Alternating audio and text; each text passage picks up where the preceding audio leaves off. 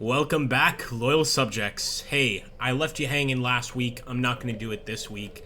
We're going to have another episode here of Imperial Splendour. So, I hope those of you that have been so loyal to this particular series are content, and that we can continue onwards into better times, let's say.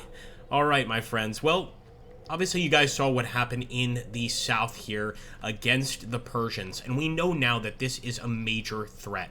Of course, want to try to exploit this situation as much as possible, and really, we need to start by rebuilding this army, and just rebuilding all of our armies little by little. Now, this army, we could either take to use against the Austrians, or we could bring him to assist with this situation. And I think for now, we need to bring him to assist with this situation.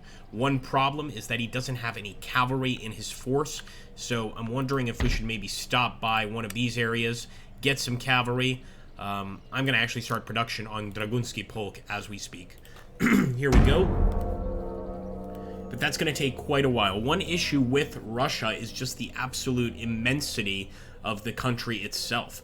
You know, it's just so large here that to move armies from the central part of Russia to any of the areas we want to attack can take 5, 6, even 7 turns. So we really do need to plan this out properly. And if we are going to do this, building that replacement army that could potentially protect us temporarily against an Austrian attack. And even then, we would have to pull our forces back from Persia. Now, because of this, look at what the Swedish have done. They've actually taken the port of Parnu. They're just holding it right now so that we can't get any import from St. Petersburg or in St. Petersburg. This is a very serious problem, as you guys can imagine. One thing we could do is bring that army all the way back up, but again, that's probably what they're expecting us to do. Then again, I don't see an alternative to this situation. We may need to take on the Swedish if they're going to be this aggressive with us overall. Well, let's just take a look here. Hopefully they wind up leaving, but we don't have enough men to challenge them currently. You know what I'm going to do is just continue to build up this army in the north, in Moscow itself, or excuse me, St. Petersburg, and continue eastwards. As you can see, we can actually get those forces pretty quickly. So let's just build a proper force there. These are all specialist troops with the exception of one garrison battalion.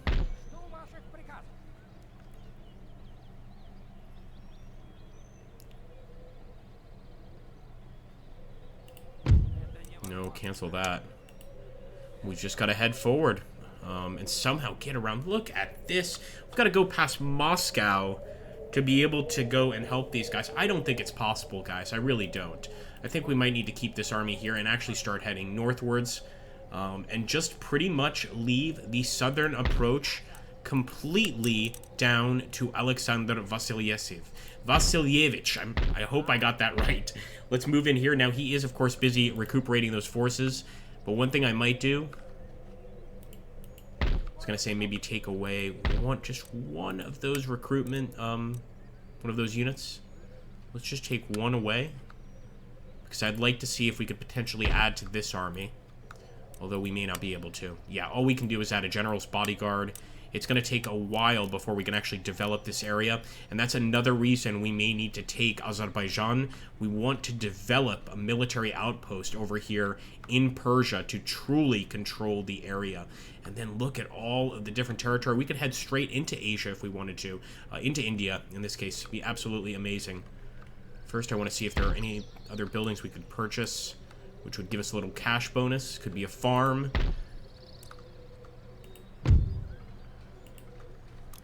It's nice, but I'm really more focused on income right now.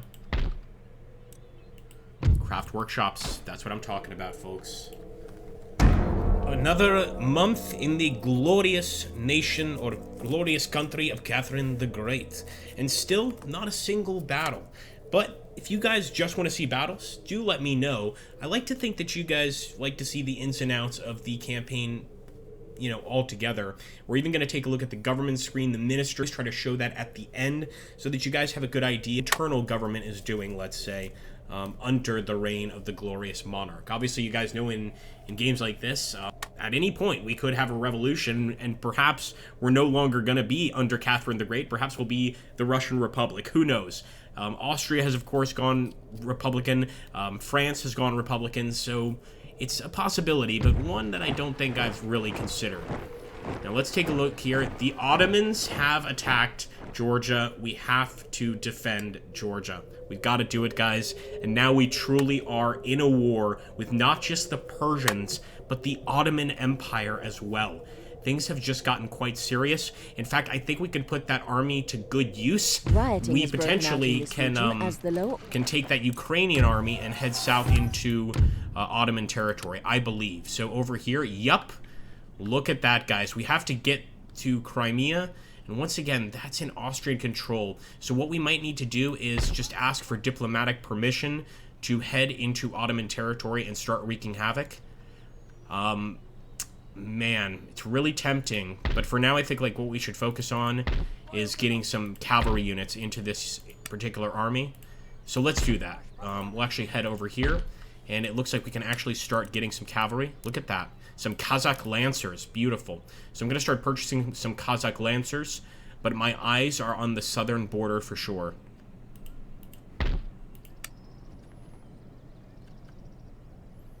Okay, it's time to attack once again. Our guys have had some time to recuperate, of course. And things aren't going to get much easier for us here. We've seen that happen. So I am actually going to be the aggressor with this particular attack. Oh my goodness. Okay, never mind. Let's back up just a little bit. Let's go back to the city. I didn't want to run all the way back, but that works. And let's just end the turn. We still have 4,000 to spend. So let me just take a look around here. It actually wouldn't be such a bad idea in Cherkassk. Would also make the people somewhat happier.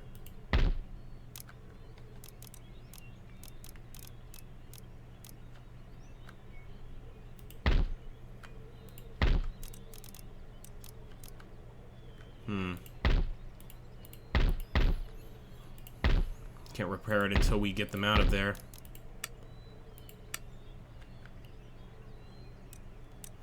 Let's make sure that the army is well staffed.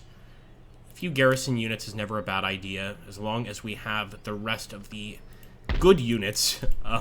Very, very simplistic explanation, but I think you guys get what I mean.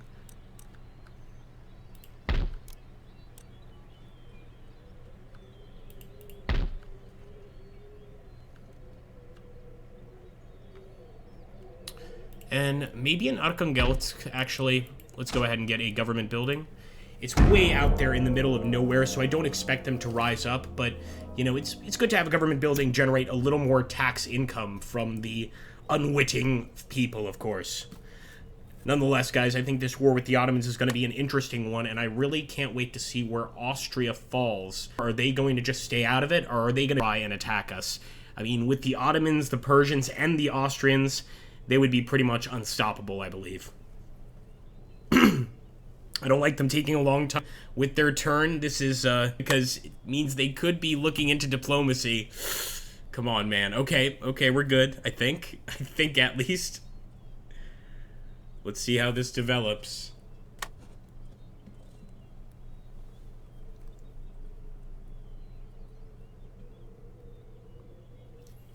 And the Persians are definitely not going to cross into our territory. That much for certain. They're going to keep their distance.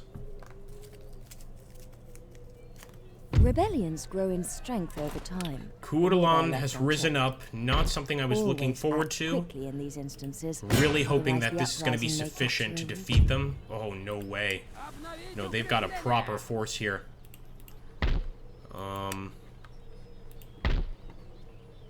Man, it might be time to bring down our force from Moscow. This is when things start getting interesting. What I will do, though, immediately is grab this force. Send him back. Push right on through, and you can see we're still converting the area, which is awesome. Only 14% conversion, but it's a start, and I'm hoping that they're going to go ahead and take the bait and attack that particular general.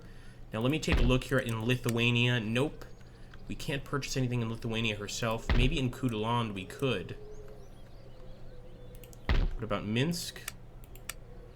Yeah, we can actually purchase the cavalry in Minsk. So, it's quite clear to me we're just simply going to have to bring this army north. Not too complicated, not the end of the world.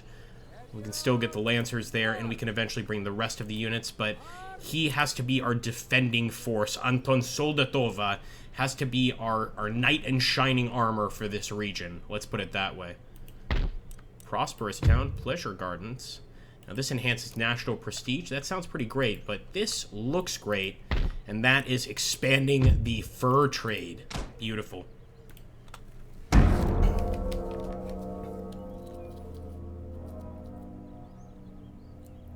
Well, a major thing has occurred, guys, and that is that Arkhangelsk has been taken by the Norwegians.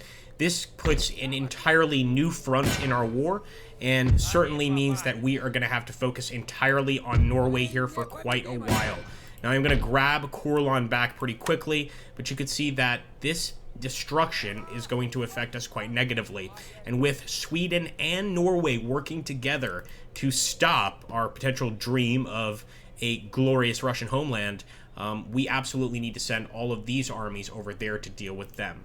Nonetheless, our southern campaigns continue, but that, you know, that's going to be an interesting situation that we're going to have to just kind of watch develop. And anywhere that I could get some additional Lancers, like here, I am going to bring them down. As for these guys, we'll do what we did last time. We'll start hitting these towns, start hitting their farms, completely trying to annihilate, of course, their infrastructure. And I'm hoping that one of these guys will attack us once again at the farm. But this time, I'm going to be a little different. I'm going to go on top of this hill and see if they will do an uphill attack.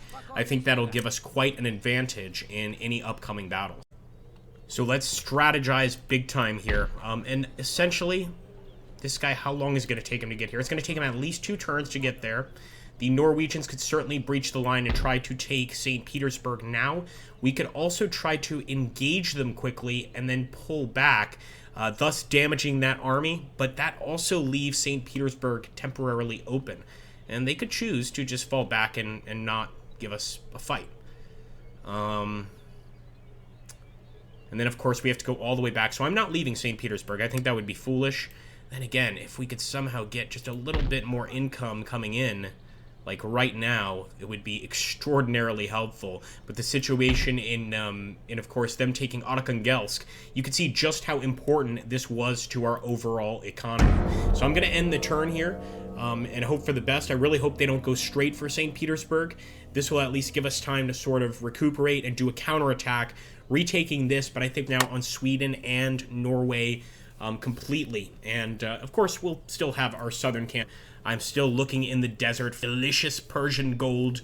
I know it exists somewhere. Some relics I can use and make some cash out of. I believe it exists. Once again, Austria holding us out, or holding us over here forever with their decisions. And time that we get to Austria, I get worried about the potential diplomatic ramifications here. So let's see what happens. Be nice, Austria.